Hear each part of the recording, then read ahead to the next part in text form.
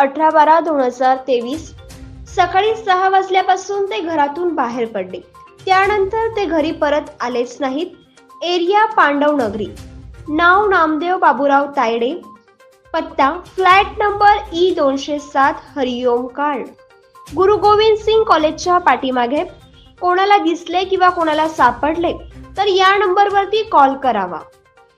96 73 33 04 76 91 79 50 36 41.